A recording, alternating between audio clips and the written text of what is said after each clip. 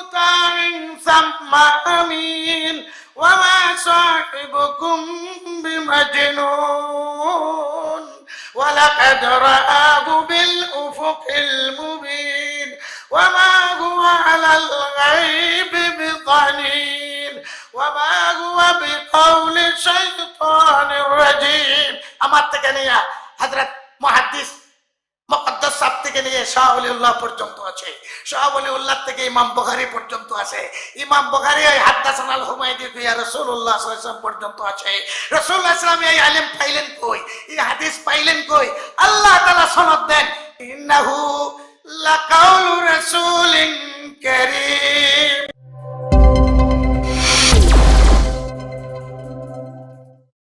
মাদ্রাসায় খানকায়ে মাদনীর মধ্যে জিকির করতেন, আমরা যখন গেছি তখনও শুনছি আলোচনা, তোমাদের এক বেগা শেখ বাগা বশির আহমদ এই মদনী মঞ্জিলে যখন জিকির করতেন তো ওনারা দেখা যায় তো শূন্য আসনে জিকির করছেন, লা ইলাহা ইল্লাল্লাহ। শেখ বাগা এই আলোচনা বশির আহমদ শূন্য আসনে জিকির করতেছে। শেখুল ইসলাম মদনী রহমতুল্লাহ আলাইহি যখন জিকির করতেন, গুঙ্গু গুঙ্গু রশিদ আহমদ গুঙ্গু রহমতুল্লাহ আলাইহি এখানে তো দেখা গেছে জিকির লা ইলাহা ইল্লাল্লাহ লা ইলাহা ইল্লাল্লাহ।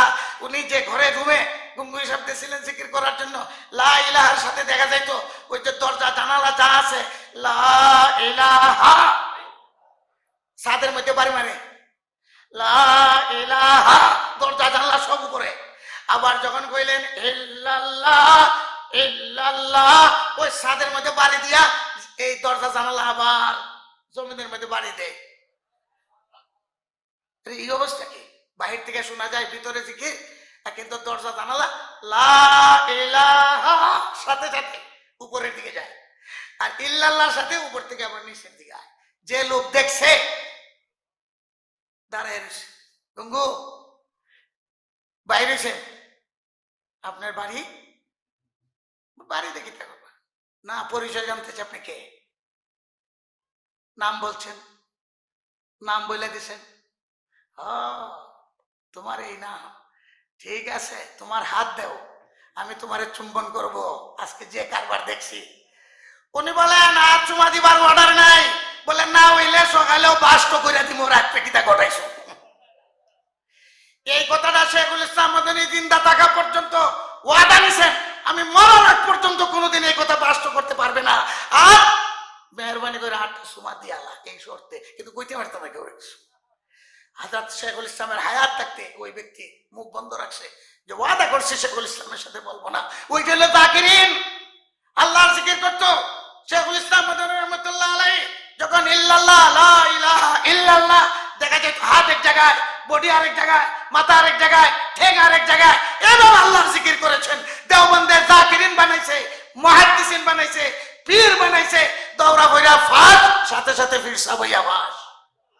এই যে দেওবন্দের বৈশিষ্ট্য, কওমি মাদ্রাসার বৈশিষ্ট্য।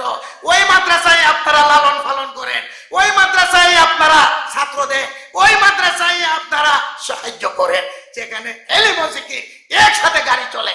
কি রাজি আছেন? না খালি ডিগ্রিওয়ালা হইতো, ব্যায়ামল হইতো। এই হলো এই মাদ্রাসার বৈশিষ্ট্য। আপনাদেরকে সময় আছে কয়েক মিনিট, আরো বলছি। আমাদের এই কওমি মাদ্রাসা কি জন্য? হিন্দুস্তানের অবস্থা ছিল কাহিল, ভণ্ডদের আড্ডা হয়ে গেল। এক ফলসফি দর্শন, হিন্দুস্তান যুগী সন্ন্যাসীদের তসুফ চলল। যুগী সন্ন্যাসীরা আজব আজব কিছু দেখায়, মানুষকে ভক্ত করে, হাওয়ায় উড়ে, আগুনে ফুরায় না। এগুলো হলো সন্ন্যাসীদের কাম, এগুলা দিয়ে মানুষকে ভক্ত করতো, ইসলাম থেকে ফিরাইতো। এগুলো সন্ন্যাসীদের কাম।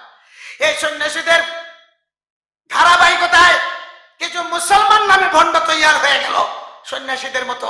এরা কয় মারিফত আলগা, শরীয়ত আলগা। আরেক দল তৈয়ার হয়ে গেল ফলসফা দর্শন, যেগুলা মাদ্রাসার বইয়ের মধ্যে কিতাবের মধ্যে আসে, হাইউলা সুরতে জিসমিয়া জুজে যা এইগুলা পড়ানো হইতো।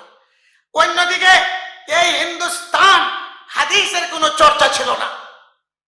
আপনাদের এখানে হাদিসের চর্চা, মুহাদ্দিস বাইরেছে, ফুজালা বাইরেছে, হাদিসের চর্চা ছিল না। বন্ডামি ছিল, হাদিসের চর্চা ছিল না। যুগী সন্ন্যাসীদের প্রভাব ছিল। ওই হিন্দুস্তানে শাহ ওলিউল্লাহর জন্ম।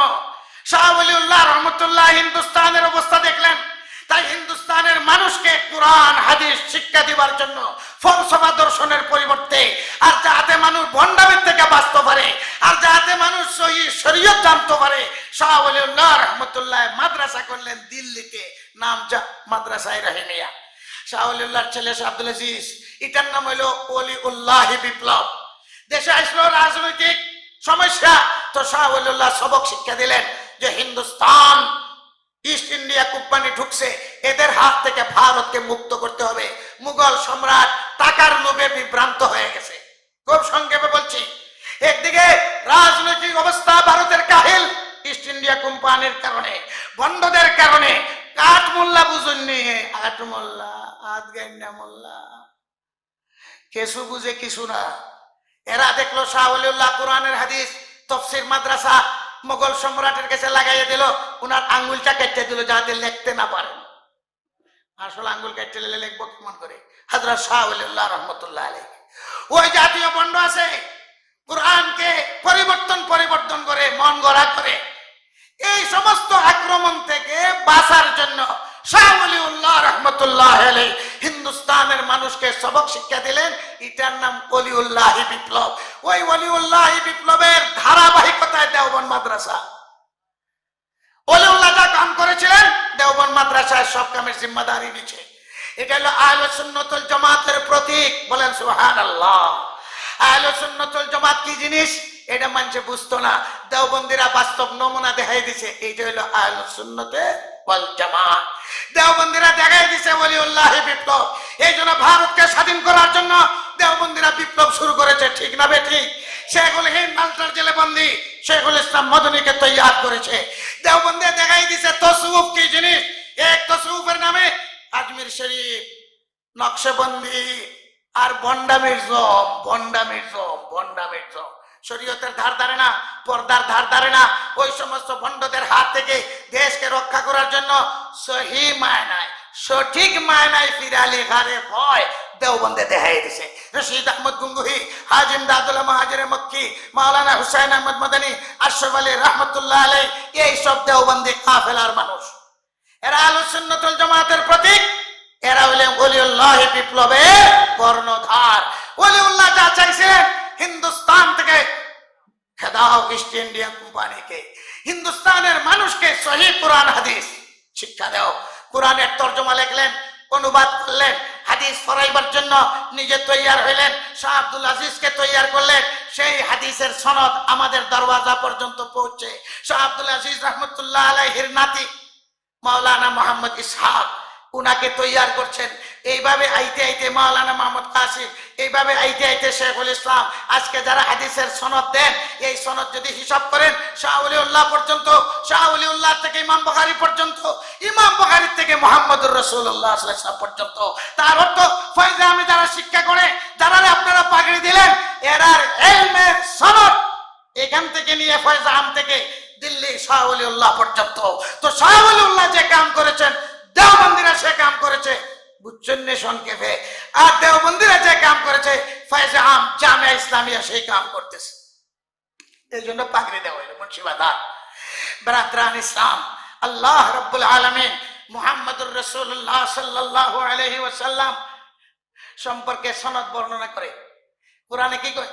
ইন্নাহু লাকাউলু রাসূলিন কারীম জি কুওয়াতিন ইনদা যিল আরশি মাকিন মুতাইন সাম্মা আমিন ওয়া মা সাহিবুকুম বিমাজনুন ওয়া লাকাদ রাআহু বিল উফুকিল মুবিন ওয়া মা হুয়া আলাল গায়বি বিযানিন ওয়া মা হুয়া বিকাউলি শাইতানির রাজীম। আমার থেকে নিয়ে হযরত মুহাদ্দিস মুকদ্দাস সাহেব থেকে নিয়ে শাহ ওলিউল্লাহ পর্যন্ত আছে, শাহ ওলিউল্লাহ থেকে ইমাম বুখারী পর্যন্ত আছে, ইমাম বুখারী এই হাদাসানাল হুমায়দি থেকে রাসূলুল্লাহ সাল্লাল্লাহু আলাইহি ওয়াসাল্লাম পর্যন্ত আছে। রাসূলুল্লাহ সাল্লাল্লাহু আলাইহি ওয়াসাল্লাম এই ইলম পাইলেন কই, এই হাদিস পাইলেন কই? আল্লাহ তাআলা সনদ দেন, ইন্নাহু লাকাউলু রাসূলিন কারীম। বিসমিল্লাহির রহমানির কোরআন হাদিসের আলোকে সত্যের সন্ধান। মাহফিল টিভি,